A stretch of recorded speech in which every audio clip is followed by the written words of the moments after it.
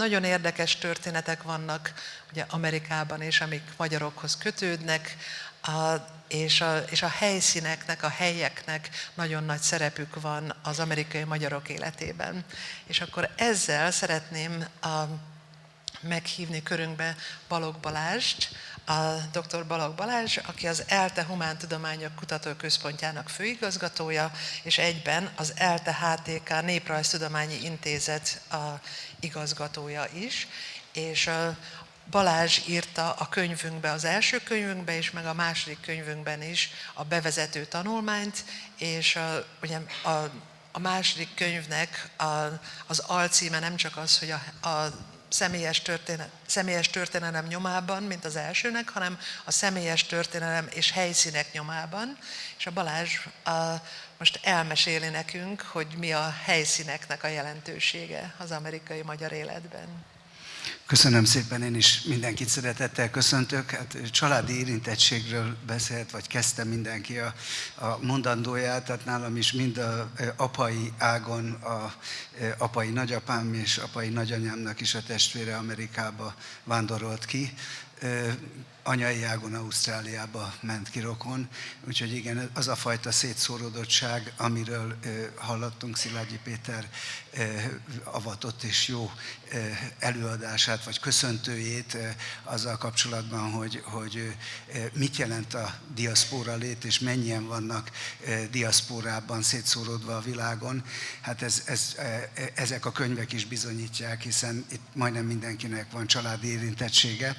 A tavalyi beszélgetéskor valóban a hangsúly azon volt, hogy milyen kivándorlási hullámok voltak Amerikában, illetve azon, hogy mennyire fontos az a történelem alulnézetből szemlélet, ami tulajdonképpen a történettudomány csak a legutóbbi időkben jellemzi, hogy erre is figyelmet fordított volna, hiszen a történelemben a nagy politikai eseményeket tartjuk számon, hogy királyok hogyan házasodtak, hogyan hódítottak, de ezt, hogy a nagy történelmi kataklizmákat a kisember hogyan élte át, na ennek a lenyomata az, amivel foglalkozik ez a kötet is, meg az előző kötet is, a kivándorlási hullámok, milyen kényszerítő körülmények voltak, mi volt a gyökéreresztésnek, a Amerikában való megtelepedésnek a háttere. Tudjuk azt, hogy Amerikában a kivándorlás hullám, az első nagy kivándorlási hullám az a 19. század végén indul meg, és tulajdonképpen én most arról, hogy a 19. század közepén hol és hogyan telepedtek meg maroknyi magyarok a levert 1848-49-es szabadságharc után, arról most nem is beszélnék. A legfontosabb kérdések ugye azok, hogy honnan jöttek és kik jöttek el Magyarországról. A különböző bevándorlási hullámoknál itt látjuk ezen a történeti magyarországi térképen azt, hogy mennyire erősen érintett az észak-kelet magyarországi régió, illetve mely megyék azok, ahonnan a nagy kivándorlási hullám elindult. Mindenképpen azt tudni kell, hogy ez az első világháborúig tartó nagy kivándorlási hullám, ez a legszegényebb réteget érintette, elsősorban föld nélküli vagy törpe birtokos paraszt származású emberek mentek ki zömmel, férfiak, hogy pár éves munkavállalással szerezzenek annyi pénzt kint, hogy aztán hazajöve földet vásárolhassanak. Ezt törte ketté az első világháború. Na most az, hogy hol telepedtek le, itt rögtön látjuk azt, hogy a hatalmas ipari konjunktúrát megélő 19. század végén, 20. század elején nek az Amerikája, ennek az északkeleti része az, ahol 90%-a az első világháború előtti kivándorlóknak letelepedett. A település típusokat nézve három olyan alapvetően megkülönböztethető fajtájáról beszélhetünk, amilyen az első, az 1880-as években az első bevándorlási helyszínek, azok a szénbánya övezetben, a Midwest szénbánya övezetében, elsősorban West Virginia, Pennsylvania, Ohio, Virginia, kicsit Kentucky, érintkező államoknak a részei, ahol a világtól elzárt bányatelepüléseken, ezeken az úgynevezett plézeken éltek a magyarok. Aztán az 1890-es évek folyamán egyre inkább az iparban is elhelyezkedtek, az 1900-as évektől pedig már zömmel a nehézipar, acéliparban helyezkedtek el, és itt vannak kisebb városok, kisebb iparvárosok, amelyeknek óriási gyáraik voltak, és ezeknek a munkáskolóniai között találunk magyar telepeket, illetve a nagy metropoliszoknak a Little Hungary negyedei azok, ahol típusosan együtt laktak a magyarok. Na, ennek az is oka volt az úgynevezett láncmigráció kérdése, amikor egy-egy faluból, településről, sógorság, komoság, szomszédságon keresztül mondták, hogy itt van job, ide lehet jönni, megírták hazúra, és akkor jöttek abból a faluból többen is, tehát mondjuk itt éppen Wintondale nevű bányatelepről látunk egy képet a századfordulón. Ide zömmel a Bereg megyéből, Mezőkaszonyból, Bátyúból és Bótrágyból jöttek, és tulajdonképpen amikor letelepültek ezeken a bányatelepeken, az úgynevezett burdos házakban, ugyanúgy megvoltak egymás között a szomszédsági viszonyok, mint otthon a szülőfaluban, és hát ez jellemezte a többi településtípust is, például tudjuk azt Fejős Zoltánnak a munkái nyomán, hogy például a viskiek milyen külön kolóniát alkottak Burnside-ba, a chicagói magyar Little Hungary negyedben. Most a munkakörülmények borzalmasak voltak, rengetegen haltak meg bánya balesetekben, illetve az iparban is mindennaposak voltak a szerencsétlenségek. Egészen megdöbbentő számokat olvashatunk, hogy 1870-től napjainkig több mint 50 000 bányász vesztette életét Pennsylvaniában, és ezek között ezres nagyságrendben magyarok. Az Amerikai Egyesült Államok történetének legnagyobb bányarobbanása is Pennsylvaniában volt, az úgynevezett Dar bányában, a Dar Mine-ban, 1907-ben, itt én a 100 éves megemlékezésen vettem részt. Ez egyébként Szent Miklós napján, Mikulás napján volt, ami az ortodoxoknál nagyobb ünnep, mint a katolikusoknál, és ezért azon a napon az ortodox románok és szerbek helyett is magyarok voltak beosztva a műszakban, csak ezen a robbanáson 134 magyar vesztette az életét. Éppen ezért nagyon fontos volt az is, hogy megszervezze magát ez az új magyar közösség Amerikában, és a közösségi szerveződésnek, az intézményesülésnek a fő helyszíne természetesen megint csak Pennsylvania volt. Itt a bányaszerencsétlenségek, hát itt egy pillanatra látjuk az első református templom, ahol Rékának esküdtek a dédszülei. Itt egyébként 4 nemzedék, a baloldalt álló hölgy, a Komjáti Aladárné tiszteletes asszony, aki még ezelőtt 10 évvel is ő volt ott a tiszteletes. Megy egyébként a veszekedés Cleveland és Pittsburgh között, hogy hol volt az első református templom, de körülbelül fél év különbségről beszélhetünk. A bányaszerencsétlenségek miatt említettem, hogy ugye a testvérsegítő egyesületek is megalakultak, az egyik első 1886-ban a William Penn Association-nek az elődje, amit 1955-ig Verhovai Gyula testvérsegítő egyesületnek neveztek. Ez, amely kontinúsan meg is maradt, csak a neve változott meg, az állam nevét adó William Pennre változtatták, de látjuk a székházban is még a Rákóczi címmert, a magyar zászlót, tehát szükség volt testvérsegítő egyesületre, illetve itt Pennsylvaniában Kaliforniában 1922-ben jött létre Ligonierban a Bethlen otthon, ami elsősorban a bányász szerencsétlenségek miatt volt rá szükség, hogy az árván maradt gyerekeknek legyen helyük.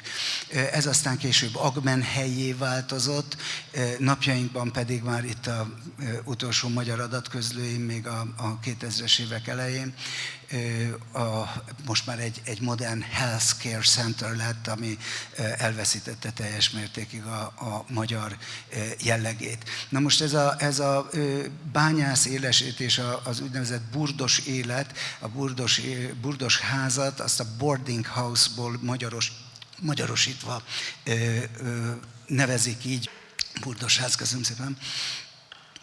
Ez voltaképpen jellemző lakóhely típusa volt az iparban dolgozóknak is, de hát ott sokkal hamarabb átalakultak ezek a lakások és ezek az épületek.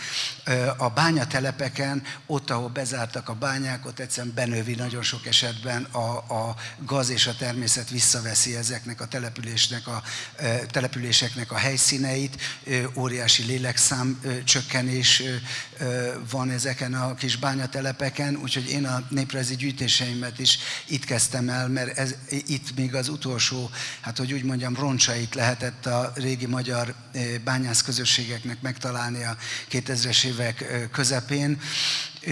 A Wintondale nevű kis település, amelynek itt látjuk az első leégett templom után 1930-ban épített kis kőtemplomát. Itt Wintondale-ben találtam még 5 olyan magyart, aki 90 éven felül volt, itt egy kosárba beledobva az összes magyar nyelvű énekeskönyvben, már senki nem tud magyarul. De amikor én még ott voltam, 5 darab 90 év feletti öreg egykori magyar bányász volt, aki úgy beszélt magyarul, mint mi anyanyelvi szinten. Itt van például Béres János és társaik. Na most tehát ez a burdos élet, ahogy elmondták a legidősebbek, hát nagyon kemény volt, sok férfi összezárva, a Isten háta mögötti bányatelepeken, mindennapos volt a viszálykodás, véres verekedések, akkor tulajdonképpen az Egyesült Államok vadnyugata volt az első világháború előtt Pennsylvania és környéke, a bűneseteknek a 80%-a Pennsylvaniában a különböző bányatelepeknek a plécein voltak, és hát itt voltak olyan visszaemlékezések, itt látjuk Suzy Kapusinak a sírját, akinek megtaláltam a halotti anyakönyvi kivonatát is, hogy suicide, ugye öngyilkos lett. A fiával beszéltem, ő mesélte el, hogy az apja nagy büszke magyar volt, mondta, ő volt a leggazdagabb burdos, és ezért 15 évesen tudta feleségül venni Suzy Kapusit, aki a burdos gazdának a lánya volt, és olyan nőhiány volt, hogy a 14-15 éves lányokat, azokat tulajdonképpen, mint az állatvásáron, annak adták el, akinek a legtöbb pénze volt, legtöbbet fizetett érte. Suzy Kapusi szült 4 gyereket, közte az én kedves adatközlömet, és utána öngyilkos lett. Tehát a romantikus szerelmi kapcsolatoknak nem kedvezett ez a plézek világa. Itt látjuk azt, hogy aztán később az első világháború változtatott meg mindent, már nem lehetett visszamenni Magyarországra, megszűnt az úgynevezett bevándorlási szabályozás, tehát megszűnt az a lehetőség, hogy korlátlanul lehet bejönni az Egyesült Államokba, több lépcsőbe bevezetett kvótarendszerrel minimálisra esett vissza a bevándorlási lehetőség, de onnantól kezdve szervezték meg az életüket, és a 20-as években szorul vissza a burdos házaknak a jelentősége, de ugyanúgy éltek, mint egy otthoni faluban, disznót vágtak, húsfüstölőjük volt, szőlőjük volt, itt ez megint csak egy pennsylvaniai egykori bányatelep, ez egy olyan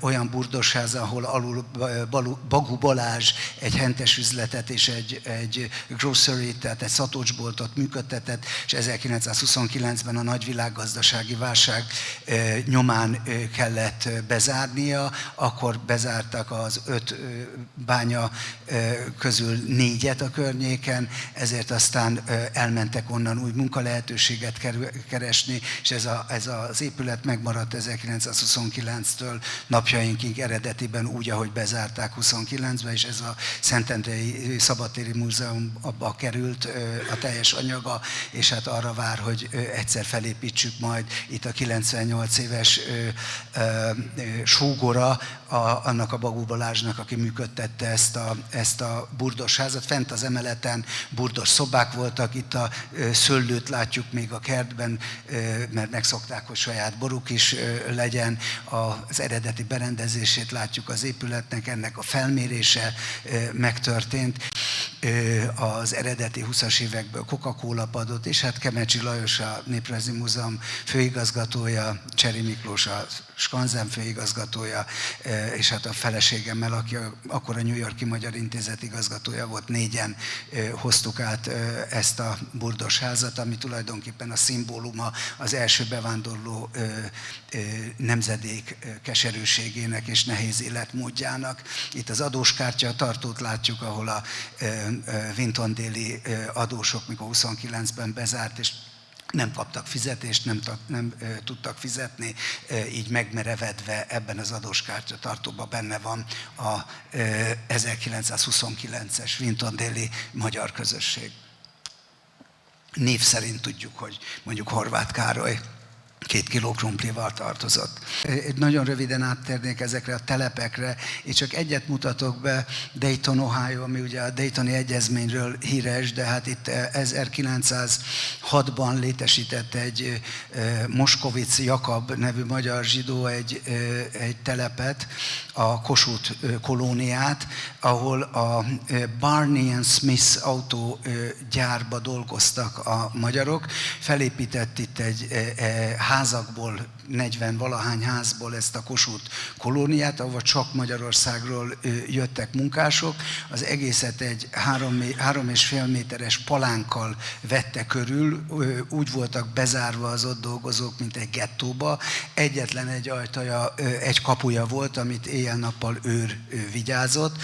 Bent volt postahivatal, volt bolt, minden kocsma, mindent ott lehetett kapni, volt még a hajógyár, a hajóvállalatnak, amelyekkel a Künár hajóvállalatnak volt egy kihelyezett részlege, ahol hajójegyet lehetett venni a hazamenetelhez, és sehol az volt a szabály, hogy sehol máshol nem vásárolhattak. Helyi zsetont vezetett be, pénz helyett azzal fizetett, és azt avval fizethettek ők abban a kocsmában, amit ő működtetett, és boltba. És ez így volt 1913-ig, tulajdonképpen rabszolgaként foglalkoztatta őket.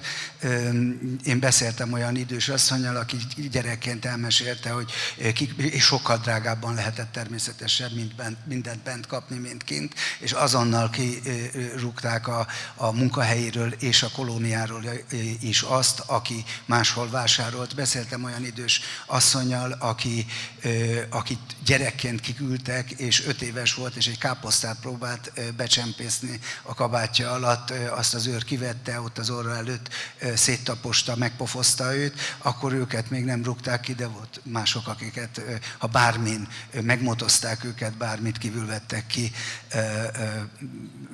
kirúgták őket. Na most azért ez egy szélsőséges eset. Az 1913-as nagy árvíz mosta el a palánkot, és onnantól kezdve már nem ilyen körülmények között éltek, de ilyen esetek is voltak. Na most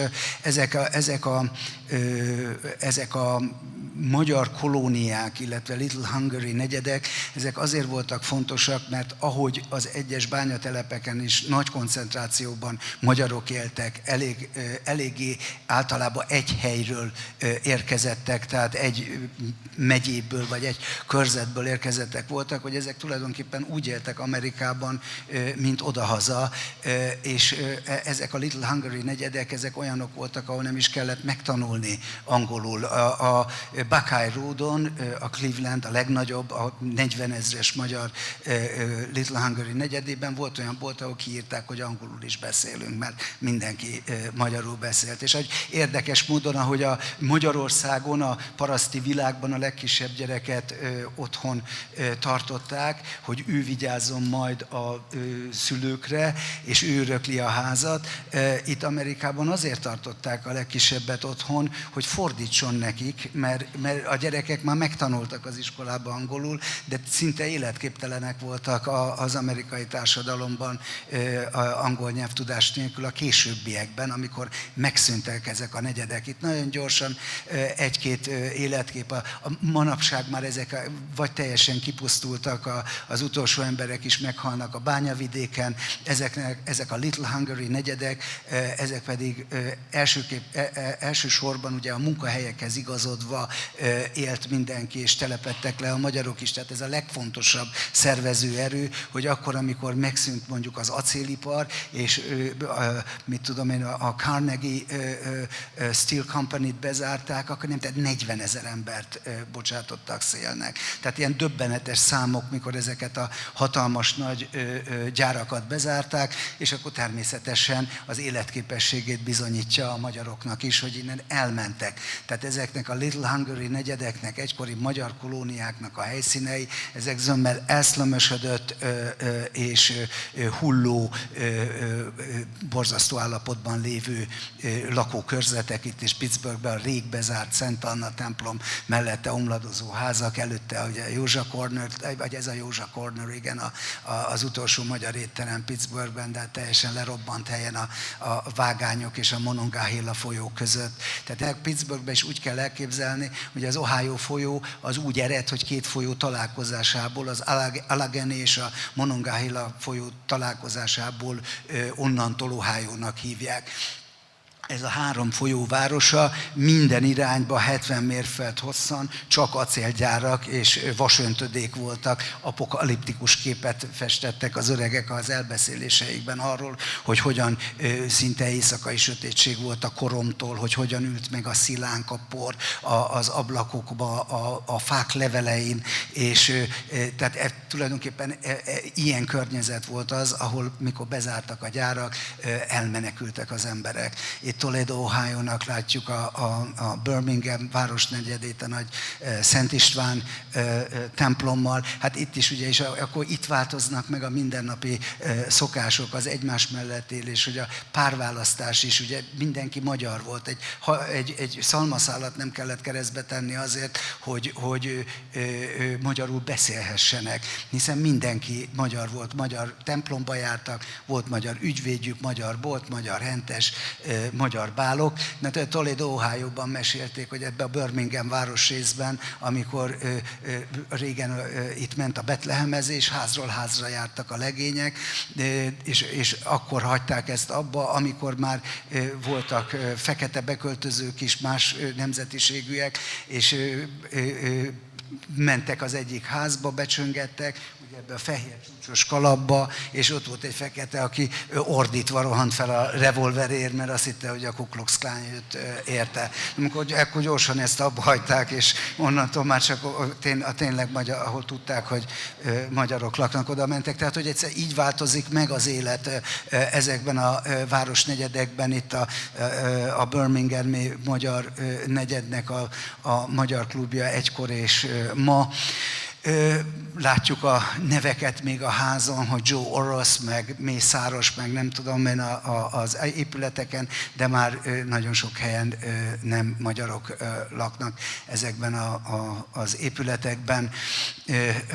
És hát ezért is csalóka az, amikor egyrészt az életmód változott meg, tehát ezeken a Little Hungary negyedeknek megmaradt még ugye a magyar temploma, a magyar klub, a magyar közösségi terek ott vannak, de már magyarok nem élnek ott, hanem egy 200 mérföldes körzetből hordják vasárnaponként a magyar iskolába a gyerekeiket, cserkészetre a gyerekeiket, a magyar istentiszteletre, tehát az, hogy a magyarságukat megéljék, az nem olyan kézenfekvő, mint egykor, amikor egy erős magyar tömbben éltek, hanem ezért most már nagy áldozatot kell hozni.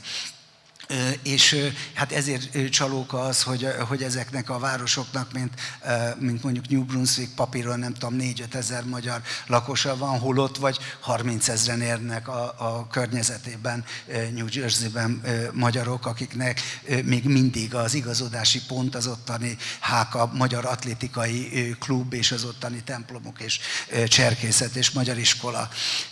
Itt is ez a Charlie's vendéglője, még a Hungarian Guláš Szupaszki van írva, de ugye a Buckeye negyedről beszéltem, ez a legszomorúbb és a legutolsó, tehát ez a 70-es évek végén hullik szét a Buckeye negyed.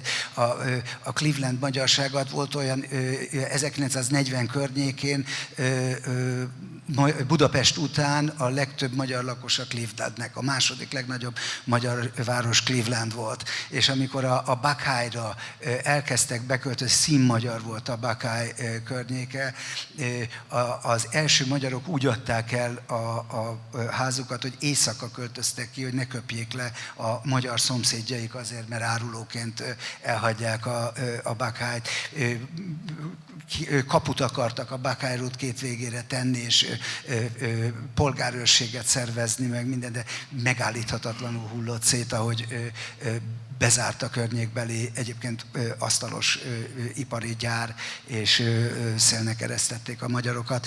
Úgyhogy tulajdonképpen ezek azok a mementók, még az ipari mementók. Itt látjuk Detroit, Delray városrészében ez a Little Hungary negyed, hogy hogyan nézett ki a magyar templom. Látjuk, amiről beszéltem, hogy a Sopron megyei híveknek az ajándéka, innen látjuk, ez a lenyomata, hogy mely részről jöttek mondjuk Detroitba, vagy bizonyos településekre, és hát látjuk itt a katolikus templom mellett a református templom, ami most én nem tudom, hogy a papagáimádók, vagy kik vették meg a templomot, és vannak be, hol raktár van benne, hol az egykori magyar templomokban hetente zárnak be egy magyar templomot, kis túlzással szólva. Amerikában az utolsó evangélikus templomot az orrom előtt zárták be 10 évvel ezelőtt Clevelandben, de hogy így néz ki a még meglévő magyar katolikus templom környezete, a református templom, mellette egy leégett ház, egy kopár sarok, és egy másik lakatlan ház, ahol csak a drogosok laknak. Na hát nem ilyen szomorúan akarom azért befejezni ezt a kis ismertetőt, és elkapott a hév, elnézést, hosszabban beszéltem, mint gondoltam, de ez egy olyan téma, amiről nagyon nehéz 10 percben bármi értelmeset mondani. Inkább visszautalnék államtitkár helyettes úrnak a szavaira, hogy azért erő rejlik abban, hogy itt van tulajdonképpen 15 millió magyar ezen a bolygón, és hát ebből az Amerikai Egyesült Államokban a legutóbbi cenzus szerint 1,5 millióan vallják magukat magyarnak is. Természetesen ennek körülbelül tizede beszél magyarul anyanyelvi szinten, vagy jó esetben tizede, de azt hiszem, hogy mi is eljutottunk oda, hogy ne a nyelv legyen az egyetlen összetartó erő. Van egy olyan kulturális identitásbeli önazonosságunk is, ami miatt fontos, hogy számon tartsuk ezeket az embereket, és azokat a kapcsokat, kulturális kapcsokat, amik megvannak közöttünk, amelynek egyik legfontosabb eleme a népi kultúra és a táncszázmozgalom, hogy ezeket minél erősebben megtartsuk, és tudatában legyünk itt a kis Magyarországon is annak, hogy a határon túli magyarok és a diaszporában, a világban szétszóródott magyarok egyaránt hozzátartoznak a magyar kulturális nemzeti identitáshoz. Köszönöm szépen!